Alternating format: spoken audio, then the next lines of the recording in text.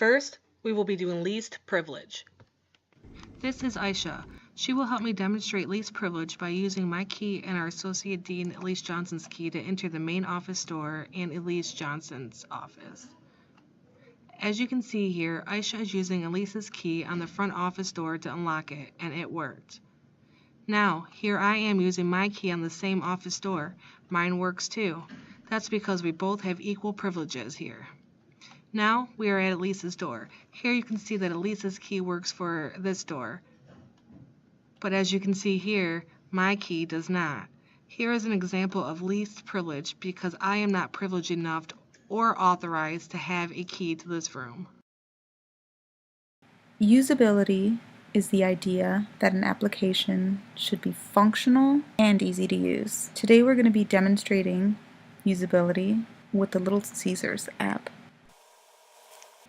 We found that the Little Caesars app was very easy to use. When you open it up, it goes straight to your GPS location and shows all the Little Caesars in the area. It also shows you the locations that have Pizza Portal. The one Anthony chose has a Pizza Portal. So when you go to the store, you just walk in and get your pizza from a portal.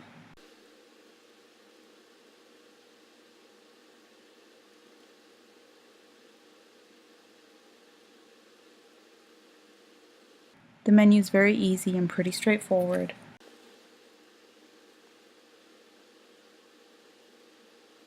We're just going to order some crazy bread.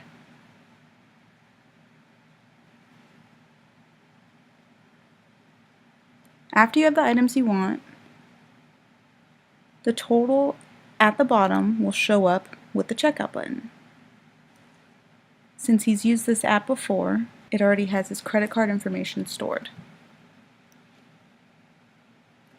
You review your order and press the place order button.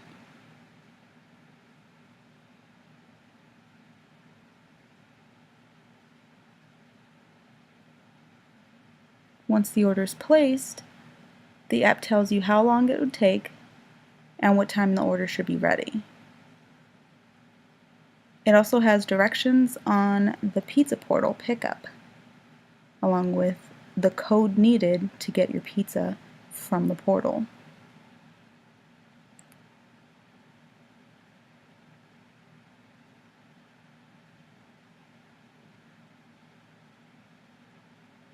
Gotta save that code. You can always open up your app one more time to see exactly what time your pizza must be picked up from the portal.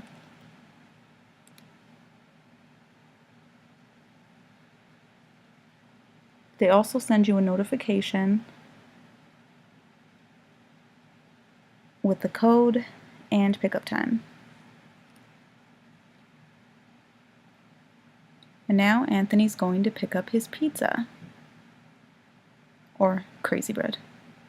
He enters the secret code, and the portal opens.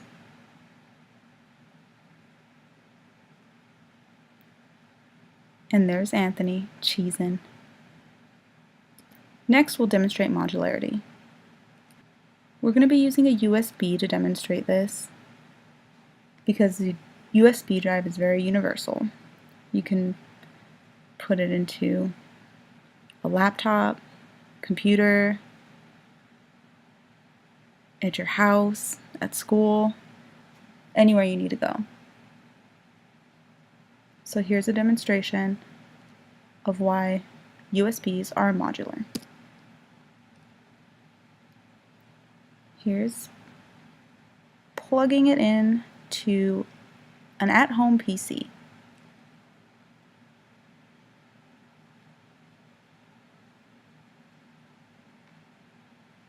Opening up the USB to view the contents. And we see a picture. Then we take the device to Walgreens. Lo and behold, it reads it.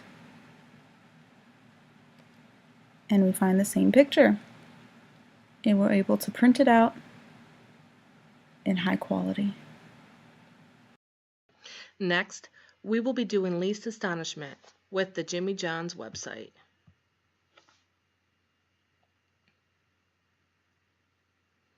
I will be placing an online order and have it delivered to Macomb Community College. I will go to the classic and go to turkey tomato. Here, as you can see, I have the option to leave the bread in. I usually select this option because French bread is delicious, so why not? So let's select it.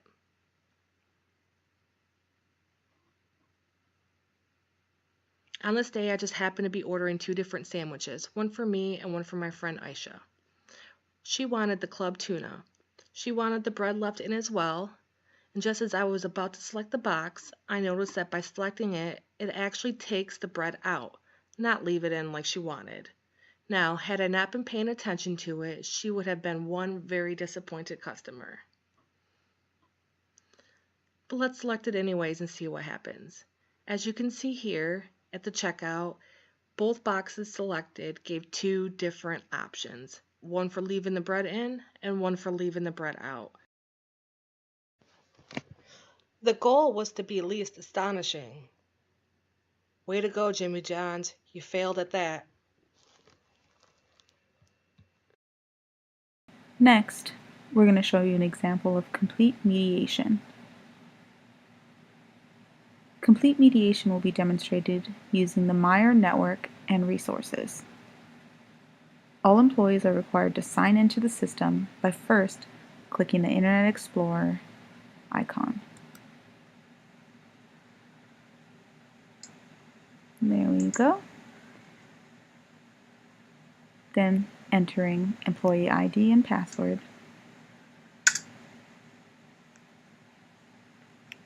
And again.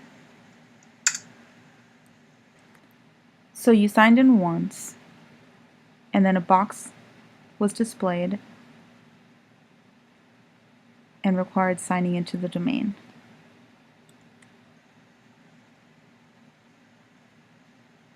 So after signing in, over on the right, under My Applications,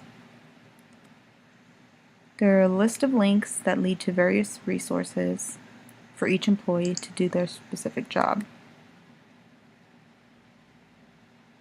Each employee only has links to the resources needed to complete their own specific job functions, which is another example of least privilege. There are resources that require employees to sign in again, even after they've signed into their network. This is to ensure that only employees who are authorized certain resources are the ones accessing them. On the right, after clicking on the Grocery Inventory Coordinator link, the Store ICAP link is then available.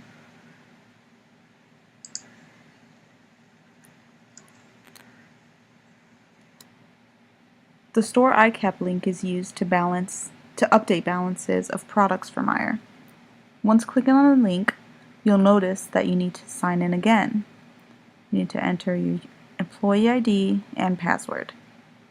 If someone who does not have access to this resource tries entering their ID and password, they won't be allowed into the system.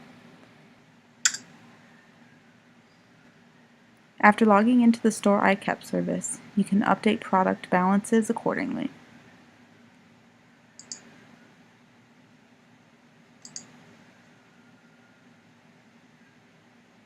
When you're done, you can simply close the browser window. If I go to Internet Explorer again, I'm required to sign in.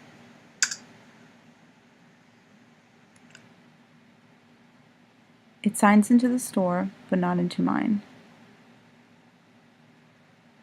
Then I log in to the domain using my user ID and password.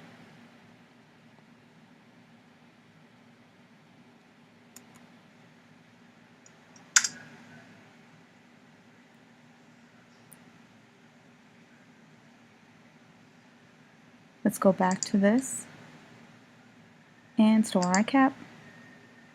And again, we're prompted to sign in. This is known as complete mediation. The system validates authentication each and every time someone tries to access the network. In other words, the system does not store users' information to auto-log them in.